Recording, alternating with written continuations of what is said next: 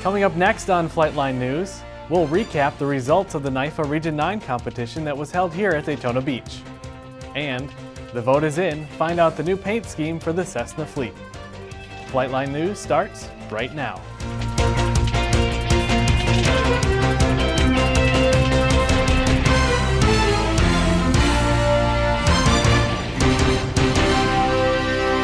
Hello and welcome to the Flightline News. I'm Bob Thomas. Our top story is an announcement from Dr. Tim Brady, the Dean of the College of Aviation, on the FAA's new ATP rules and some new equipment that will be used during your training.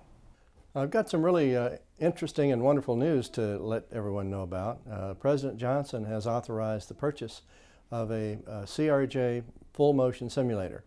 Now the reason this is important to you is because a new law called Public Law 111-216 is going to require that by August of 2013 that anyone entering the right seat of a Part 121 air carrier aircraft as a crew member is going to have an ATP. So that means that you would have to have a proper training course for the ATP, which includes most likely some full flight simulation time.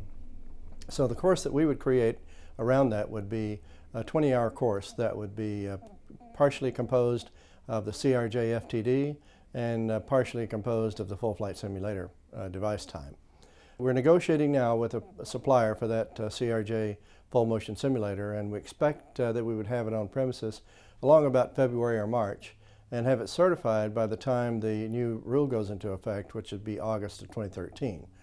Now just to underscore a little bit about the new rule requires that anyone entering the right seat have at least 1,500 hours and be 23 years of age, except that there will be a provision in the rule when it comes out, and we're not sure yet when it comes out, it'll probably be around the same time, that graduates of programs such as the one you're in, that you can get what's called a restricted ATP at 1,000 hours and at 21 years of age. So that's what we're shooting for here. So it's going to be a while, even after the rule comes out, that reduces that time for college graduates before the FAA can approve a program. So there's going to be a little lapse of time. We're working now on the curriculum to be submitted to the FAA so that we have all of the approvals ready to go by the time the rule is in effect. So soon you'll be able to get an ATP here with a full flight simulator. The NIFA Region 9 competition was held at Daytona Beach and the results are in. After competing in several flight and ground events, Embry-Riddle won the regional championship, beating out FIT and Auburn for the overall title. In the flight event category, Embry-Riddle placed second behind FIT. And in the ground events category, Embry-Riddle placed first, including taking the top 5 positions in the computer accuracy event, the top 3 in scan, the top 3 in aircraft recognition, and the top 2 in pre-flight. Also, Benjamin Eve scored the most points of any contestant and received the Region 9 Top Pilot Award for Embry-Riddle. This is my first year coaching the team, but the team has a wonderful record of achievement in the past. I look back to find a time when they lost regionals and I couldn't find one. I'm fairly confident about at least the last 25 years of winning. And so I'm extremely proud of the team. They never take for granted that they're going to win regionals again. They work hard before and during, and they won it again this year. So I'm extremely proud, and I'm really looking forward to nationals. The top 3 teams from Region 9, ERAU, FIT, and Auburn qualified for the National 2013 SafeCon competition that will be held at The Ohio State University in May. The Eagles flight team held a cookout at the Massie Air Park as a way to say thank you to the Massie community for sharing their airspace so graciously while they practiced for the regional competition. Lunch was served to all who attended.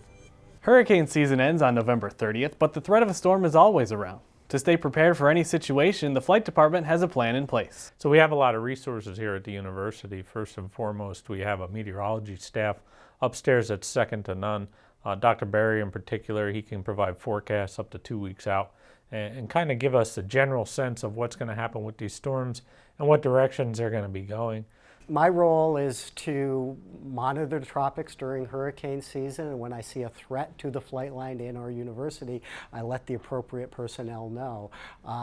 When a storm threatens, what we do is we monitor it, and as the threat increases, then we have more formal meetings. I brief them on the situation. I use the products that us meteorologists use to give them a sense of what's happening with the storm, so they then can make plans to respond accordingly as it approaches us, if in fact it is going to approach us.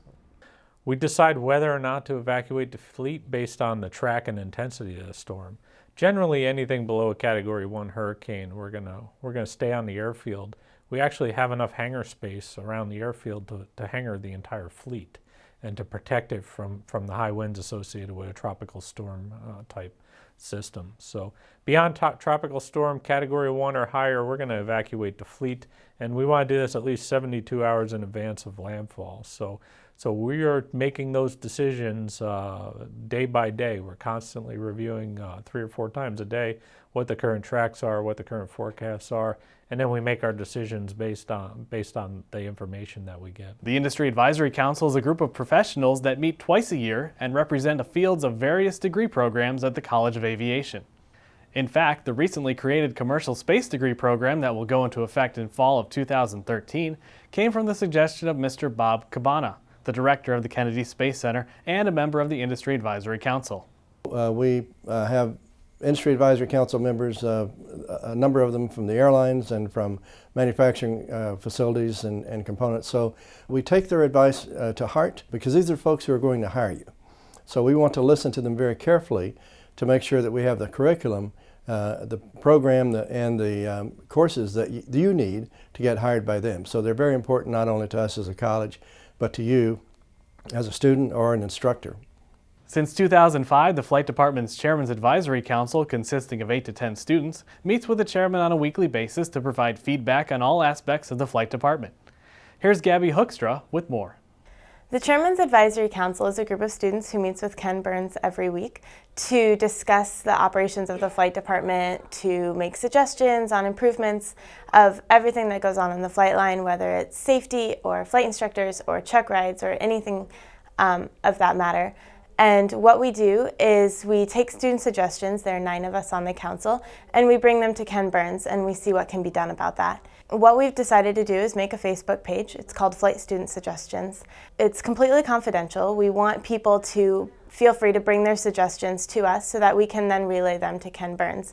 There are only 9 of us for all 1,100 flight students, and there's one Ken Burns. So we're hoping to put our name out there, get people to recognize us more, and realize that they can make a suggestion and that it will be acted upon by our group. So go join the page. We'll confirm that you're a flight student, and then we'll add you. And feel free to make any suggestions that you want. After receiving over 1,200 responses from students, staff, and alumni, the results for the new paint scheme for the Cessnas are now in. And the winner is this paint scheme with 65% of the vote. With luxurious blue and flowing gold stripes, this paint scheme is sure to turn heads on your solo cross countries. All right, now that the fuselage paint scheme is complete, we're going to go forward and design the wings. Again, this is going to be a joint paint scheme between us and Prescott. So we're going to decide on what the wing design will be like, and most likely there'll be another survey that comes out, so be watching for that as well. The Ormond Beach Airport has begun a construction project to improve the taxiways and ramp space around the airport. The $2.5 million project is now underway and will include such things as building a new public-use heliport, a new compass rose, rehabilitation of Taxiway Charlie, and the realignment of Taxiway Echo. Perhaps the most notable improvement will be the relocation of Taxiway Alpha to be parallel to the entire length of runway 826 and the creation of run-up areas by both runways. Work on the project has begun already, and no exact completion date has been set yet. Pilots are reminded to use caution for construction activity on the airport and check NOTAMs for the latest information. And now it's time for this week's Chief's Corner with Chief Flight Instructor Ivan Grau. Hi, I'd like to welcome everybody back from the Thanksgiving holiday. Hopefully everybody had a good and safe Thanksgiving Turkey Day with your friends and family. I'd like to let everybody know that about a week and a half ago, our very own Massie Frazier was awarded the Staff Member of the Year award for the Daytona Beach campus That is a huge accomplishment on her part, since she was going head-to-head with many people that were in the campus. If you have time, come on by and say congratulations to her. It was well-deserved for her. We're having some issues lately with students not knowing the FOM.